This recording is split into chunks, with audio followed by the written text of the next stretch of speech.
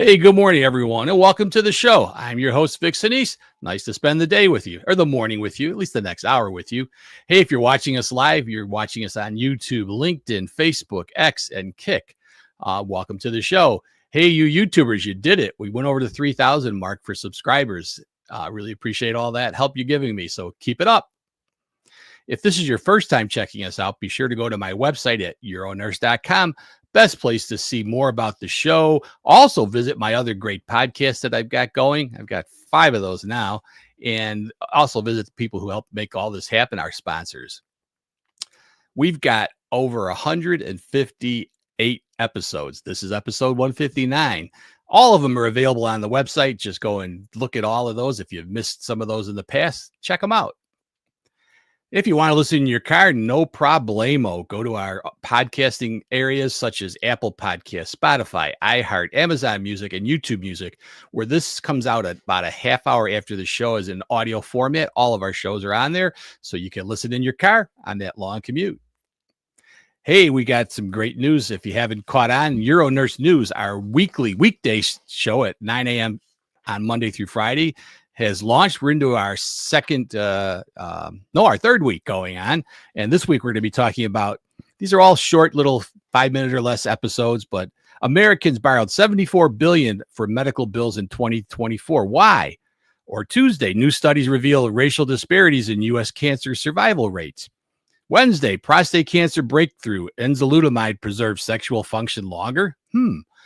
Thursday, earlier smoking cessation decreases risk for cancer surgery complications. And Friday, the nurse practitioner and PA will see you now, understanding advanced practice providers in urology. So some really good, interesting things coming up. And today's show on UroNurse, we welcome back a returning expert, Dr. Kuang, a renowned urologist and founder of the ManVsProstate Crusade. Never heard of it? Wait.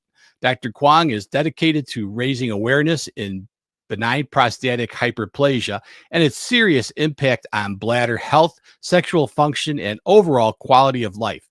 He'll share insights on cutting-edge diagnostics and minimally invasive treatments that preserve vitality and explain how early action can help men avoid the late debilitating stages of BPH. Welcome back, Dr. Kuang. Thanks for having me, Vic, and it's a real pleasure. Thank you all out there who are jumping on to hear this information. Yeah, great. So are you ready to take off with the show, or got a couple of words you want to tell us? No, I think let's do it. Let's talk. Let's talk Bladderspan, and let's talk ending detrusers. All right. Well, my objective today is that let us first introduce this concept of bladderspan for our BPH, BPO patients. And moreover, let us also just say thank you to all of you who are here today and the nursing brigade. The time is now for BPH, BPO care to prioritize bladder health. It will take a village, and you all make it possible. By applying what we're going to call the 3 Ds, the right dialogue, the right data, we can de-obstruct at the right time within the window of curability, which will allow us to maximize bladderspan.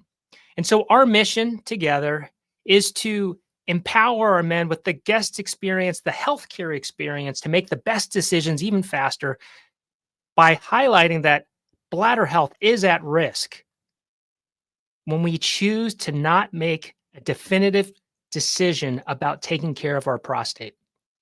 Our mandates are simple: to preserve bladder health, end the polypharmacy epidemic, and prevent late-stage disease. And my promise is that together, we can affect positive change away from a prostate-first approach to a data-first, pro-diagnostic, bladder-centric paradigm. And that way, all of our patients can live their best lives incontinence-free and catheter-free. So let's dive in a little deeper.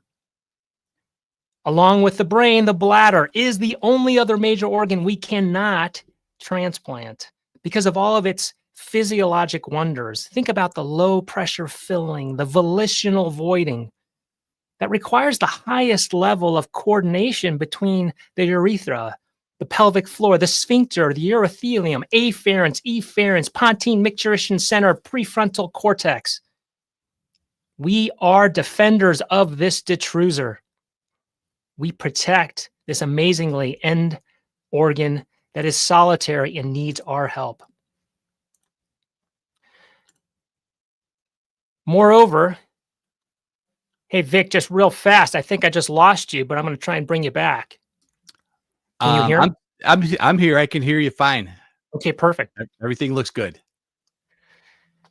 And it starts with understanding that we want to create a BPH BPO care pathway that's simple, safe, effective, efficient, and personalized to the patient. And it requires a foundational understanding of the 3Ds, right? We see that here, the right dialogue, the right data, and the right deobstruction. And it also takes the right defenders. And we can see that here. And today we want to say thank you to the nursing brigade. UroNurse Vic Senese.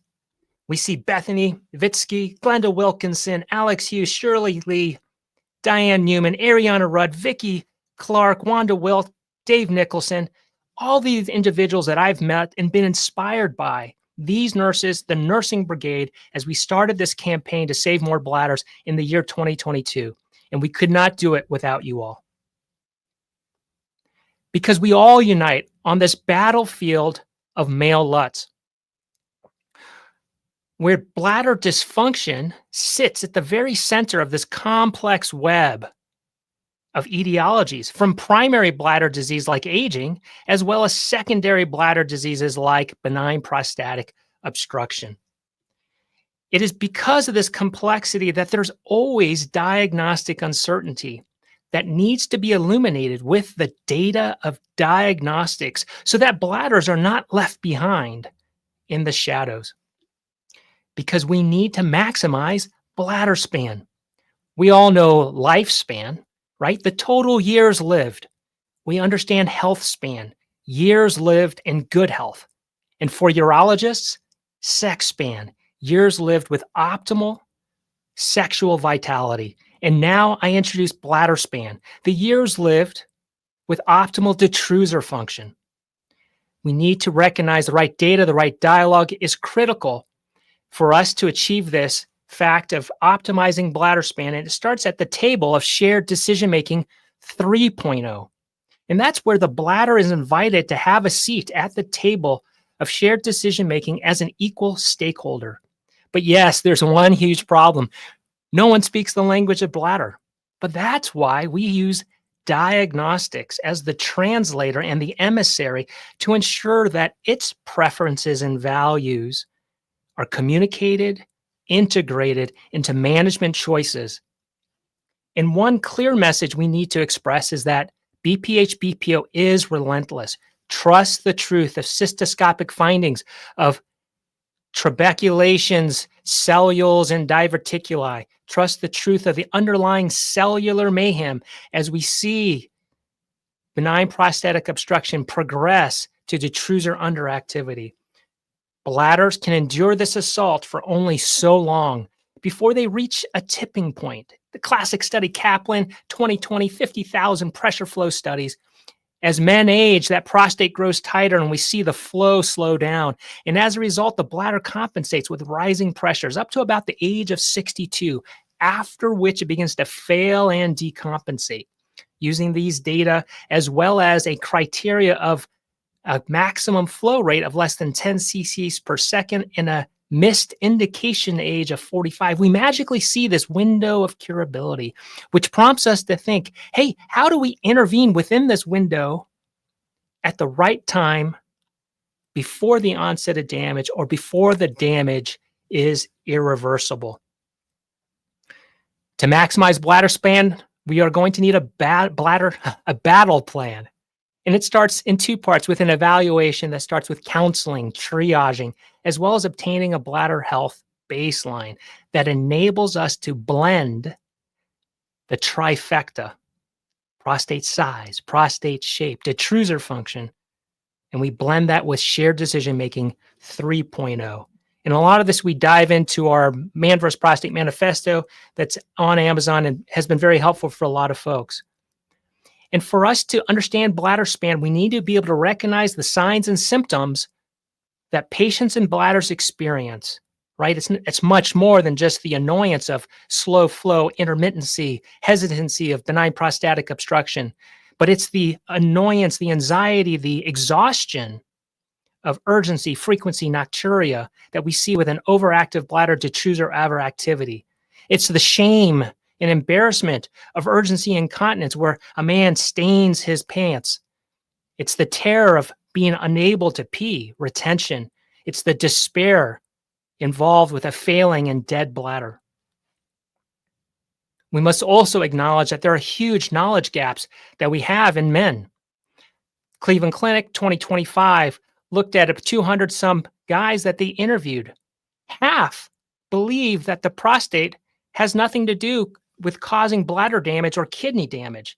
And half mistakenly think that urgency, frequency, nocturia, and leakage is from their prostate, when in fact, it's their bladder speaking to them. It's their bladder pleading for help, and we need to listen. And to engage in this dialogue, we need to fill in the gaps in the knowledge deficits by using a decision-making aid. We call it the 5 stages of bladder health. And what it does, it allows us to frame how inaction has consequences. You know, Mr. Smith, along with the brain, the bladder is the only other major organ you cannot transplant. So we need to take care of it. The heart's a muscle that pumps blood. The bladder is a muscle that pumps urine through the prostate that's in the shape of a mini donut in the size of about a golf ball. There are 5 stages to your bladder health. As you get older, your prostate grows bigger and that donut hole grows tighter. And as a result, things are going to slow down. Stage 1, benign prostatic obstruction. Over time, that bladder muscle begins to struggle and quiver, trying to squeeze urine through that tightening donut hole. And it becomes overactive, causing that urgency, frequency, and nocturia.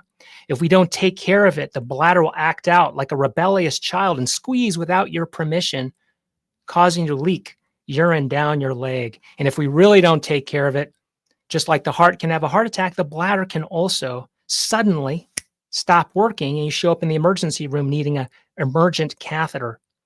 And then just like a heart can go into heart failure, the bladder can go into bladder failure. And now you're faced with a lifetime of catheters.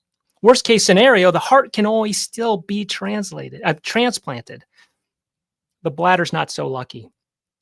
Yes, this is an oversimplification of a very complex process, but we can also see here the transitions are not distinct. Stages can be skipped. Stages can coexist. But this decision-making aid allows us to guide our patients, think about like a Gandalf for Frodo or a Yoda for Luke, right? We're able to paint a picture of the dangers that lie ahead that primes our patients to do what it takes not to let their lives go into these late stages of disease.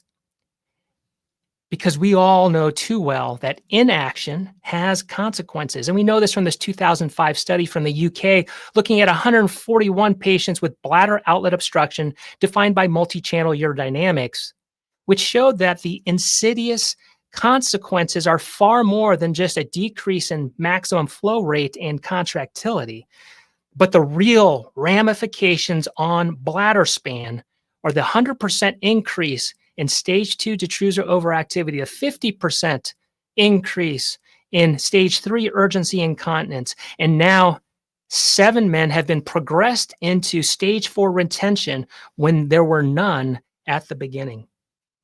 The wonderful upstream trial, randomized prospective trial, looking at preoperative urodynamics before surgery, helped us identify who's the most suitable candidates for deobstruction. And it's not going to be those who are in stage 5 with weakened bladders. It's not going to be those in stage 2 or 3 with detrusor overactivity, overactive bladders, but it's those at the earliest stage with bladder outlet obstruction, benign prostatic obstruction. These are the ones that we can be most successful with helping and rescuing those bladders, unlike those in stage 5. And we know that often it's just simply too late. This sub-analysis of 19 patients with urodynamic proven atonicity, bladder span is compromised in 100% of these folks in stage 5. With maximum deobstruction with enucleation, yes, we are able to salvage some contractility in the majority, but we were way too late, and these bladders are dead in 1 in 5 and 21%. We need to do more. It highlights we need to be better, do better as preventative interventionalists, preventing and intervening at the right time, not allowing our men enter into these late stages. Moreover, we need to be cognizant that sex span is also at risk. When we look back at this classic 2011 epilepsy study with thousands of patients, when we allow patients to progress from stage 1 to 2 to 3, what we find is that now only 1 in 2 are still having sex. 1 in 3 suffer from erectile dysfunction. 1 in 4 don't enjoy sex as much because of the LUTs. When we ask them, did you lose something of your sexual health, your sexual life? 63% in stage 2 and 70% in stage 3 said yes. They were watching their sex span close in front of their eyes. And so to ignite this dialogue, it's important that we use symptom scores. For academically validated ones, please use the ICIQ, IPSS, LURN. The IBPS, International Bladder Prostate Symptom Score, is a communication tool designed by community urologists for community urologists, all on a single side of one page with just a couple changes that are enhancing. One is we added the word bladder in the title to make sure that bladder had a seat at the table of shared decision making. The questions of IPSS and quality of life were kept and left 100% unaltered. That allows for continued comparative academic research. And please note, as a result, the IPSS, IBPSS score, symptom scores, and quality of life score will be identical. All we did is just regroup the IPSS questions to mirror the voiding subscore for stage 1 BPO, to mirror the storage subscore, stage 2, detrusor overactivity. We then added these questions of urgency and incontinence based on the learn. Have you ever leaked urine or wet a pad after feeling a sudden need to urinate? We added stage 4 question from ICIQ. Have you ever been unable to urinate and needed a catheter to drain your bladder? And so now what we're able to do is we're empowering patients to auto-diagnose and map where am I now and where could I end up? And so they are now being able to see and empower themselves with where they are and where they could end up. We also added a question to help prompt the discussion about sex span. In the last month, have you had ejaculation and/or erection problems? So when we ignite with the right symptom score, we can then achieve the right data using the trident of urodynamics: basic, enhanced, advanced, with a progressive increase in quality and quantity of data up to advanced, which includes multi-channel and intravesical urodynamics, as well as cystoscopy that adds insights in both the filling and the voiding phase. And then we go over to enhanced, which illuminates voiding or the filling phase, but not both. And then basic, diary, symptom score, Uroflow, ultrasound, bphtool.com. These are the foundational tools of the triangle of triage, which allows us to identify those patients with bladders that are at risk for dysfunction. When they meet criteria in isolation or in combination, such as stage 3 urgency incontinence, stage 4 retention, IPSS 8 and above if you're using that, alone or in combination with slow flow, thickened bladders, high residual or unacceptable risk on bphtool.com. Yes, there are geographic variabilities based on resources, but the concept is the same because this triage allows us to trigger bladder health baselines for at-risk bladders using a minimum of cystoscopy up to a maximum of enhanced and or advanced urodynamics. And as a result, each low, medium, and high income healthcare system must choose what level of diagnostics will resonate with their needs and resources. And we all can start at the standard level, combining basic urodynamics with cystoscopy. We can rise to an elevated level by adding enhanced urodynamics like penile cuff, or we can rise to the level of high by adding advanced multi-channel and or intravesical urodynamics. We all have the same goal. Let's offer the highest level possible for our healthcare system, recognizing that at a minimum, defenders will offer cystoscopy. And so I want to take a quick moment to talk about how BPH drugs can jeopardize bladder span. We've all witnessed how BPH drugs have risen over the decades because we've been able to leverage how the prostatic urethral pipe uniquely has both dynamic and static elements, which allows us to achieve symptomatic benefits. But we got into a bad habit. Mr. Smith, you got a problem with your BPH? Here, take an alpha blocker. Still got a problem? Take a higher dose. Still got a problem? Hey, let's add a 5-ARI. But the real problem was that we were prescribing drugs without obtaining the data of bladder health baselines and lulled ourselves into believing that symptomatic benefits were equivalent to the resolution of obstruction. And let's be clear, we're not anti-drug. Drugs can be effective treating measures, antibiotics for sepsis, effective coping management strategies like beta-3 agonists for OAB. For BPO, BPH drugs can be effective temporizing measures that buy us time to obtain the data we need to get the mechanical solution for the mechanical problem of BPO that it deserves. Let us be clear, BPH drugs are not patient-centered medicine. They're not patient-friendly. When you start to think of it like chemicals can touch every single cell in your body, maybe they're actually maximally invasive. And moreover, BPH drugs can progress patients to the later stages of disease. We've seen this in Canada, and here's a study from the UK by Young in 2018. They looked at 313 patients over 3 years, covering 2 decades. With the increase to 43% of patients on drugs, we saw a decrease of 65% in deobstruction. As a result, in 1990, when we saw 2/3 of patients having surgery for the indication of early stage LUTS, by 2010, we see this alarming shift to now 2/3 are having surgery for late stage 4 retention. Of more concern is this 6-fold increase in patients who are failing to void despite deobstruction, late stage 5. We only scratched the surface here today, but I wanted to highlight that there's a lot of resources within the tribe. ManVsProstate.com, just register. All the stuff is free. The ebook, The 5 Stages of Bladder Health. IBPSS is now in 8 languages: Chinese, Spanish, Portuguese, Urdu, Pashto, Greek, German. People, urologists around the world are finding it a helpful communication tool for community urologists. If you want academic ones, please use ICIQ, IPSS, Learn, all wonderful. It comes with 42 patient education videos.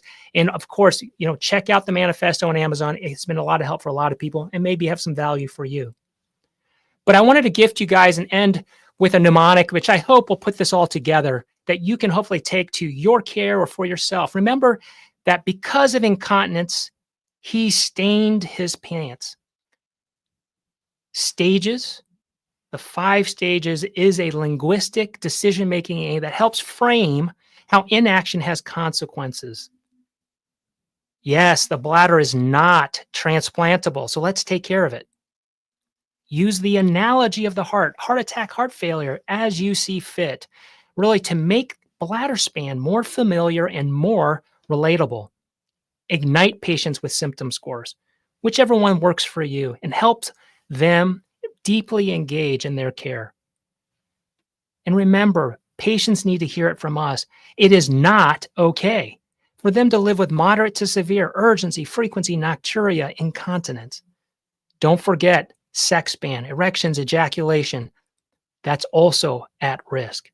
And remember, drugs are temporizing measures that buy us time to get the data of bladder health baselines so we can have a data-first, pro-diagnostic, bladder-centric paradigm. And we always have to end on a lovely picture of a dog.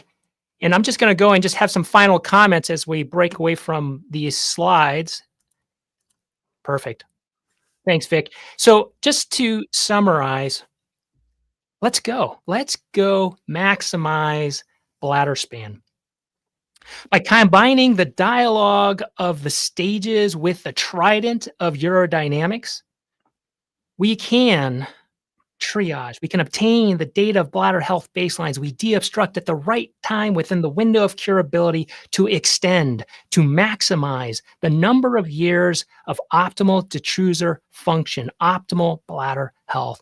Let's synergize all of our efforts, make our vision a reality of all of our patients living their best lives, incontinence-free and catheter-free. Lean into protecting bladders because we are defenders of the detrusor. Join the conversation on LinkedIn, sign up at ManVsProstate.com, grab a copy of the manifesto on Amazon, and let's go save more bladders. This concludes what I have to say. I just wish to add that spending this time with all of you on the UroNurse podcast is hopeful, and I look forward to similar interactions frequently in the future. So let's go save more bladders. Hey, that was really great. I really appreciate it. You really go deep into the root of the problem, meaning what's happening to the bladder, because we all think about the prostate, right? And it's really more than just a prostate problem. It's a prostate and a bladder problem. What are your treatment options? So you'd mentioned medications, probably not so good to be so reliant on, not that they're bad, but what do you in the day and age now of MITs and FITs, the first line therapies and the minimally invasives, what's your approach? So can you still hear me there? Yep, you're fine. It's a fantastic question. I want to break that down a little bit, which is really important. Take a step back from 10,000 feet. Number one of the big messages is that drugs are not treating measures. As a village, ManVsProstate campaign, as a tribe of defenders, we need to start thinking of them as not a therapy. Chemicals are not a mechanical solution to the mechanical problem of obstruction. With that said, we now just start thinking, depending on where you live geographically in the world and based on your needs and resources, your expertise, we need to start thinking at the table of shared decision-making, what we call at ManVsProstate, the duality of deobstruction. There are two main approaches to opening up the prostate, opening up the donut hole, a fractional approach and then a maximal approach. So this speaks to what you're talking about now, Vic. Within a fractional approach, there's actually two categories. You hear about LIST and MIST. MIST is probably the most predominant. We hear about UroLift, Optilume, Resume, Cortherm, so forth, Alesta Spa, all these great companies, permanent technologies for the most part that can be done in the office with low risk. And then there's LIST, which is the least invasive surgical therapies, non-permanent technologies that can be done in the office with minimal risk. It also has that category, has other names. You might hear it as T-MIST, you might hear about FITs, because coming down the pipeline, we're going to be having what they call stents, these non-permanent technology that can go into the prostatic urethra and removed at any time down the road without any adverse effects. And that's the goal, and we'll have to see as the data evolves. But I hope that helps a little bit, Vic, how you can kind of see when you're talking to your urologist, there are three things you need to be educating your urologist, or engaging them with. The trifecta, the ManVsProstate trifecta. It's not just about size. It's also about shape. And of course, it's about what is the status of your bladder function. Because let's say you have a very weak bladder. Well, what does your bladder want at the table of shared decision-making? It wants maximal deobstruction. It's going to take an enucleation, robotic simple, right? A laser, TURP. It just wants to breathe again, right? But we also understand at the table of shared decision-making, a man has his needs, his wants, right? Whether it's to preserve ejaculation, fertility, his degree of risk aversion, all those things. Maybe he's not a candidate for a major surgery, right? All those factors need to be factored in. And what we're going to see is with those 5 stages, there's not one size that fits all. Probably towards the earlier stages, we may give fractional approach more consideration. And then as we go to the later stages. By fractional approach, you mean what? like the list and the mist, the I-10s, the UroLift, the Optilooms, all of that. Yep, earlier on. But as men progress further, we want to maybe consider a maximal approach more seriously. Once again, it's shared decision making. One size doesn't fit all. Maybe some guy can't tolerate a maximum surgery. And maybe the next best thing is something that's fractional, like the list or the mist, I-10, UroLift, Resume, Optiloom, etc. Yeah. Let's get to some questions here. Yeah. Many men fear that treating BPH will impact their sex health, and you kind of alluded a little bit to that. What are the realities with today's minimally invasive options as far as sexual dysfunction? Yeah, so I think, first of all, if you noticed on the IBPSS, we have purposely added another question to prompt a discussion about sex ban.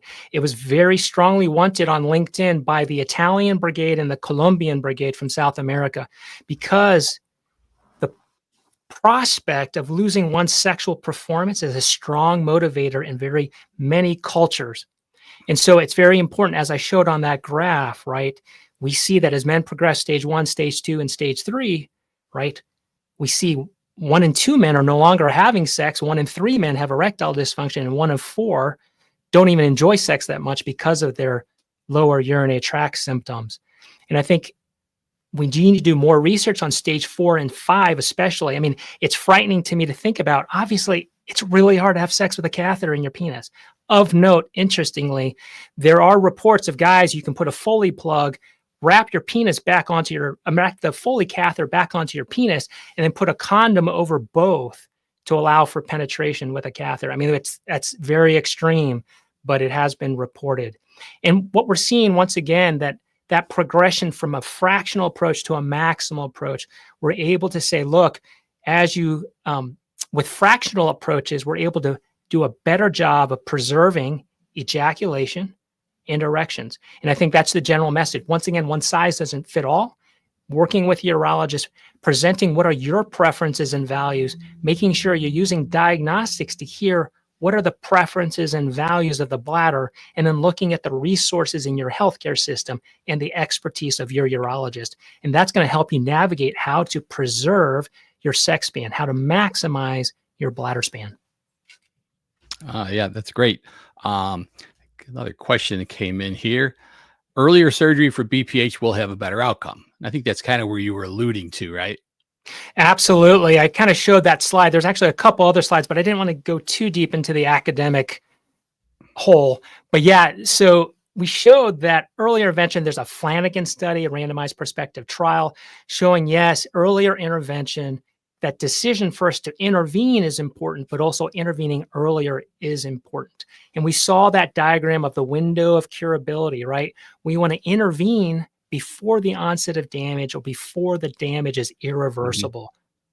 And good news is, just like at the AUA 2025, there are some great abstracts looking at, hey, about 66% of guys who receive deobstruction who have preoperative stage 3 urgent incontinence, about 66% of those guys can see resolution of their urgency incontinence, which is really important. It's really also very important to not let guys go into stage 4 retention. There was a nice retrospective study by Frendel et al. Showing that there's about an 80% success if you can deobstruct before retention ever happens, versus that drops to about 70% success if they've had at least one single episode of retention. Yeah. Going to go to this question. This is, I think I mentioned earlier that though this is designed for healthcare workers, I do get a number of patients that do tune in. And I think this guy sent some questions or some information in that really hits home what you were talking about, from Andy here. Says he's absolutely correct. That's exactly what happened to me, suffering with BPH using Flomax. Then the bladder infection started. Lots of blood and suffering. Now uses a catheter 3 times a day. It goes on here. Kidney started to fail. Oof. Now with the use of catheter, no infections and kidney function normal. Hoping an aquablation will eliminate the need for a catheter.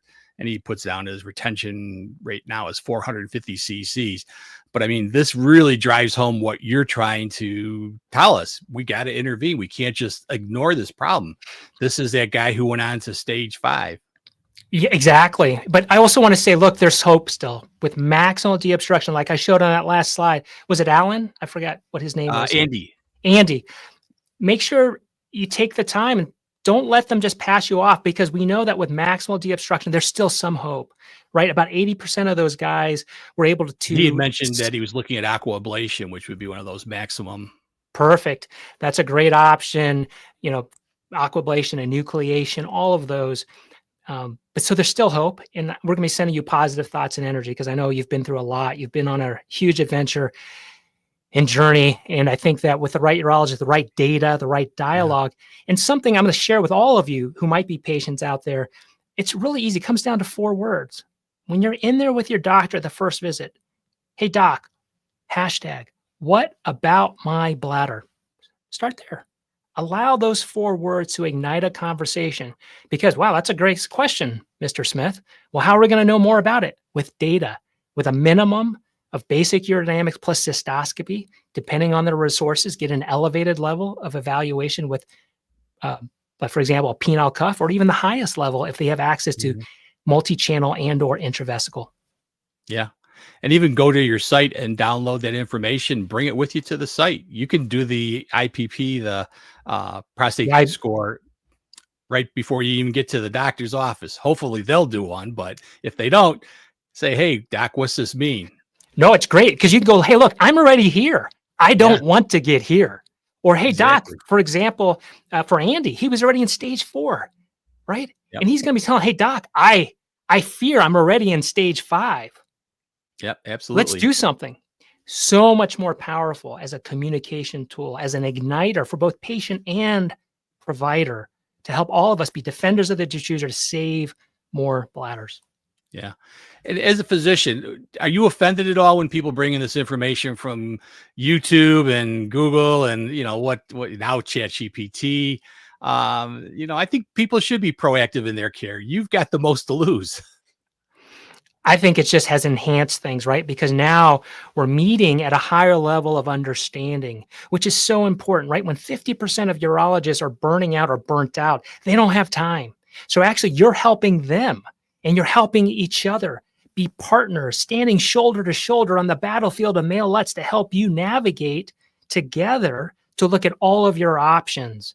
And I think it's so important. ChatGPT, whether it's, Medscape, or go to all the websites, that's fine. Empower yourself. But now find out how you take that information, use your urologist as a guide to help you interpret and understand how your symptoms, your signs, your data fits into that landscape of information. Because we do live now in this landscape where men don't want to just live longer. They want to live better based on their own data. I mean, we all have smartwatches, smartphones, heart rate variability, hemoglobin A1C, blood pressure checks. We are now moving, and I can share with this project, I'm now moving to doing online, having guys check their uroflow, their maximum uroflow rate, fill out the IBPSS, so you can come into the conversation with urologists already empowered, and they appreciate it as well, because you've already started the standard level of diagnostics for bladder health baselines.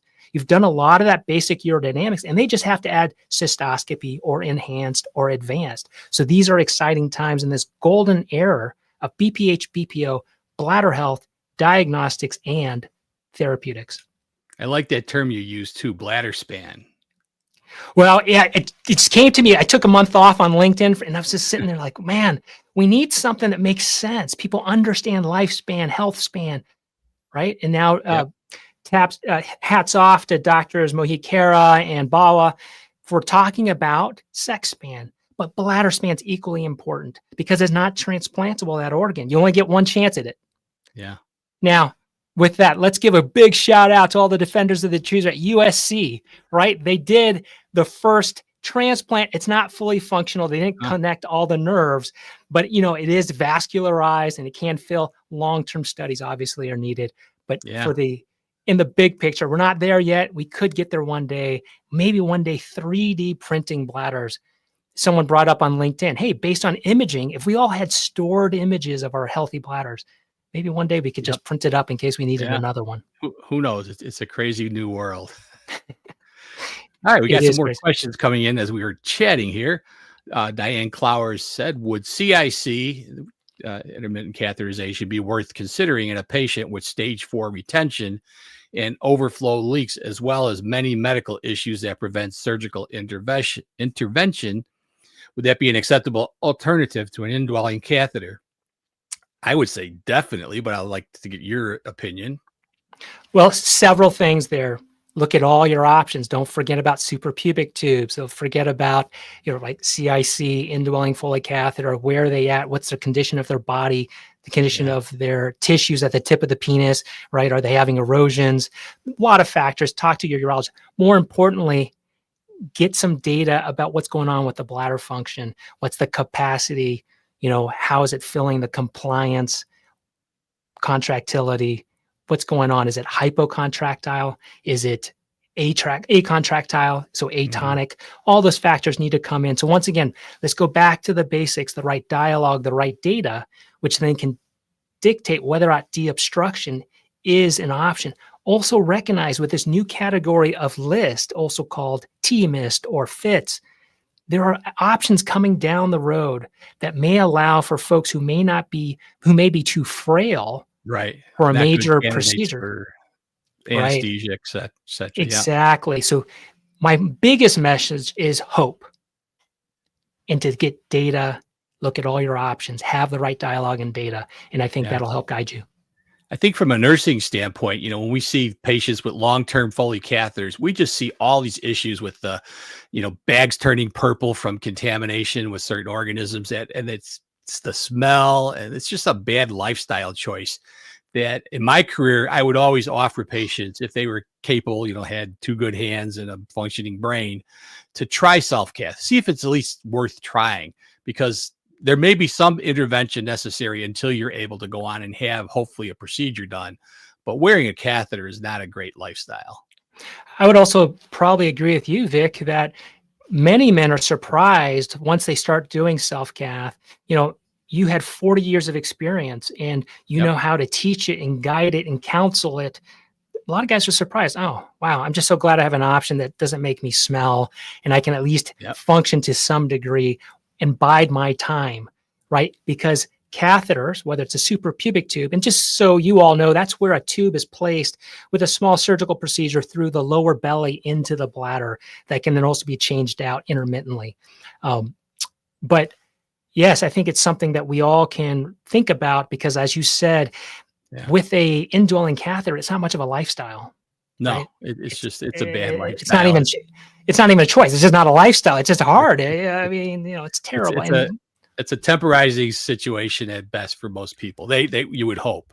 Also, the other thing I just want to share with all you is, because let's start talking about screening.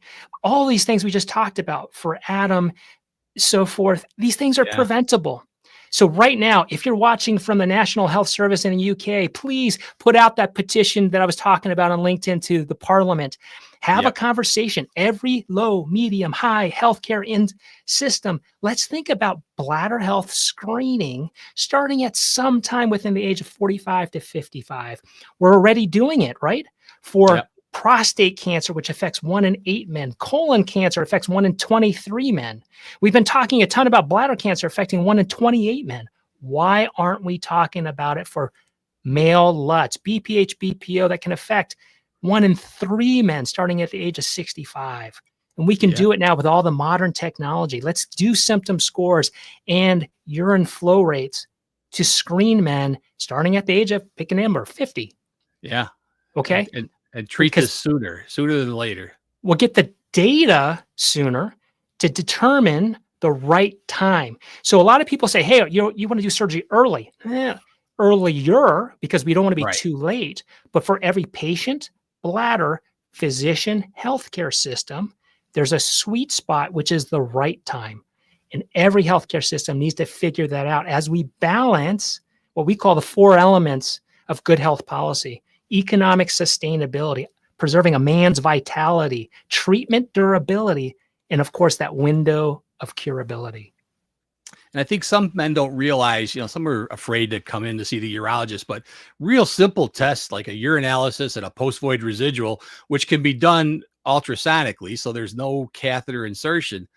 if you're following up on a patient on a regular basis and they're coming in and their bladder is nearly empty, and now all of a sudden you're starting to see 100 cc post void, 150 cc post void, and their symptom scores are going up, now you've really got some good information to act so you don't have a issue like Andy would came, unfortunately came out with.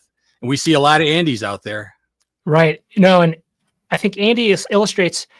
First of all, thank you, Andy, for sharing your story. I mean, it really helps to bring this alive for so many of us here on this conversation. But something to think about is that often we want to capture people before they start decompensating. So when I showed that curve, we want to get them up on the upswing. Now, the issue people need to understand about checking PVRs sequentially is you can actually have a very struggling bladder with a normal post-void residual. And sometimes it's too late. Some of the symptoms, frequency, urgency, nocturia, urgent incontinence, there might be irreversible damage if you wait until the point of where the post-void residual is detectable. As you said, the bladder originally will start working harder. Correct. So you may not notice it. You may not notice it, but that's actually the best time to intervene. That's why we want screening. So actually even faster, can we see that drop in Q max?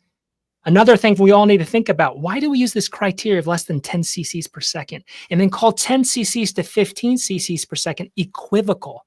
Let's raise the bar. And let's start screening these guys when they drop below 15 cc's per second. Another thing, we as a village, a tribe of defenders, we need to start thinking about with the help, the expertise, the guidance of the academic brigade.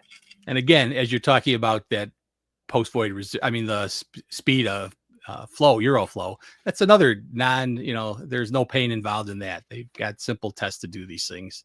Exactly. All right. We have one more question that came in here. How do you have a consult with a young patient with retrograde ejaculation status post a TERP, which most of the time they should know about ahead of time, I hope, or endorse ED before TERP already? Then TERP will make ED worse.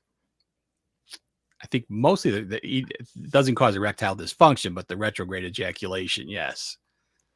So how do you consult with a young patient, kind of warning them about the retrograde ejaculation? Are you even doing TERPs anymore? Or? Well, there's multiple parts to that question, but I think maybe the big focus is preoperatively. How are we counseling patients?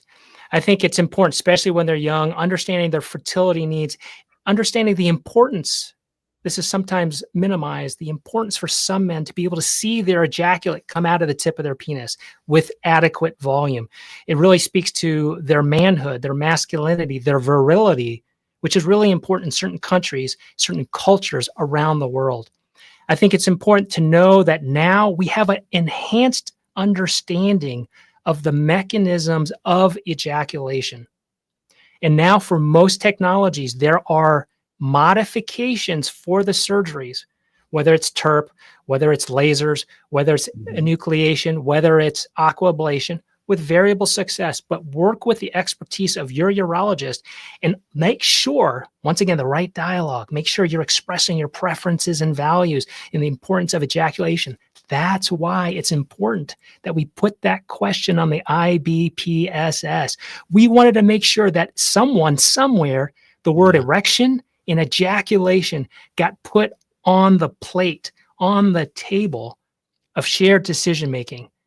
Because let's be honest, it's not just patients who don't want to talk about sex. Providers are also uncomfortable. Yep. And it's not so easy. Hey, do you like seeing your cum come out of your penis? It's not fun. It's awkward for specific languages, cultures, countries. Yeah. But that's why we wanted to make sure it's on the IBPSS, all on a single page, covering bladder health, the stages. Where am I now? Where could I end up? How important is erections and ejaculation for my sex span as we extend bladder span? Yeah. And then, as you said, there's a great variability. One guy may say, I don't care. It doesn't make any difference. Some couples aren't sexually active as they get older. Some, it's very important. And as you said, being able to see something coming out of the penis is important. But if you don't have the question to start the dialogue, you may never approach it. And then the patient comes back afterwards and says, hey, doc, you screwed me up. That's a tough conversation to have. Well, I think there's a big conversation that I've been reluctant to jump into, but I think we need to also, in certain geographies, litigation. How do we talk to people ahead of time to avoid, actually BPH, BPO surgeries are a big source of litigation because we haven't done the proper dialogue Yeah, with the proper data, right? absolutely. Yeah. And I think that helped manage expectations because often we're intervening, de-obstructing too late. And as a result, even the best de-obstruction is not going to allow us to reverse the irreversible damage on the bladder. And that information needs to be brought up front on that table of shared decision-making 3.0. Yeah. Oh, well, this has been a great conversation. Really appreciate all the information that you've given us. I'm getting a bunch of comments saying how great the audience enjoyed hearing all this. So I do want to make a little quick announcement about next week's show. Sure. Discover how the ManVsProstate enclosed bladder irrigation system is transforming urologic care in this must-watch episode. Learn how this innovative enclosed system is reducing exposure risk, improving safety for both patients and providers, and eliminating the mess and complications associated with traditional bladder irrigation techniques. Dr. Albert Mikhail shares clinical insights and real-world experience with ManVsProstate, highlighting its ease of use, benefits in infection prevention, and impact on workflow in clinical and post-op settings. Whether you're a nurse, urologist, or tech, this episode delivers essential information about how ManVsProstate is helping raise the standard of bladder care. Join us on August 23rd at 9 a.m. Central Time to learn more. So yeah, one of the great things that I've been able to accomplish with UroNurse is trying to find these products that people have not heard about, or, they don't get the big sales forces to get into your office necessarily to talk about. So this is another one of those smaller company with a big, great product to try to discuss with us. So we'll have that next week. Absolutely. I think that's, as a village of defenders of the truth, the med tech brigade is huge. These collaborations giving us better ways to diagnose, manage, and treat not just the benign prostatic obstruction, but also to help manage and treat bladder dysfunction for both primary bladder disease and secondary bladder disease. Yeah. And keeping in mind that the practitioners, the nurses and doctors that are involved in all these things have a safety risk involved in this too. So these things can help improve our safety. With that, I'm just going to say, have a great weekend, everyone. I know it's a beautiful day out here by me. Thanks again, Wayne, for spending your time with us. Again, it's always great to hear your take on BPH and defending that detrucer. So well, let's go. Let's go save more bladders. Thanks so much, Vic. Thank you all who are out there. Take care now. Yep.